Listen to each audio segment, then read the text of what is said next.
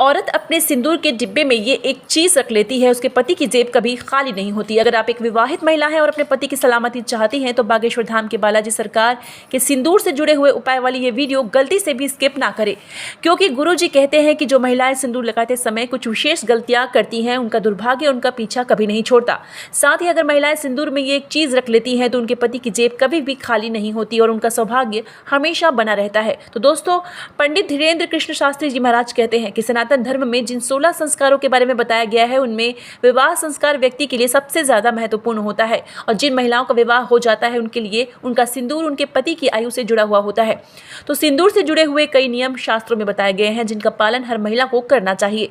जैसे कि गुरुजी ने बताया है कि अगर आप विवाहित महिला हैं तो आपको हमेशा सिंदूर अपनी मांग के बीच में ही लगाना चाहिए। इससे आपके पति की उम्र न केवल लंबी होती है बल्कि उन्हें समाज में मान सम्मान भी मिलता है। साथ ही महिलाओं को अक्सर एक दूसरे की वस्तुएं इस्तेमाल करने की आदत होती है, तो अगर आप किसी भी दूसरी का सिंदूर या फिर कुमकुम मांग पर लगाती हैं या किसी और महिला को अपना सिंदूर इस्तेमाल करने के लिए देती हैं तो ऐसा करने से आप खुद अपने पति की उम्र को कम कर रही हैं। इसलिए महिलाओं को हमेशा अपने पति के पैसे से खरीदा हुआ सिंदूर ही इस्तेमाल करना चाहिए और कभी भी किसी दूसरी महिला से उधार लिया हुआ या उपहार में मिला हुआ सिंदूर नहीं लगाना चाहिए। इसी के साथ गुरुजी कहते हैं कि महिलाएं जल्दबाजी में खाने के तुरंत बाद ही गीले बालों में सिंदूर लगा लेती है, लेकिन अगर आप भी ऐसा करती हैं तो आपके बालों में सिंदूर फैल सकता है, जिससे न केवल आपके सिर में दर्द होने लगेगा बल्कि इससे आपके परिवार पर भी आर्थिक संकट आ सकता है। तो इस बात का खास ध्यान रखें कि साथ ही ऐसे सिंदूर में से आपके मन में नकारात्मक विचार आने लगते हैं और आपके पति के बीच में मनमुटाव भी हो सकता है। साथ ही महिलाएं फैशन के दौर में अपनी मांग के सिंदूर को से छुपा लेती हैं। बालों से छुपाने से तो ऐसा करने से आपके पति आपसे धीरे धीरे दूर हो सकते हैं और उन्हें समाज में मान सम्मान नहीं मिलता।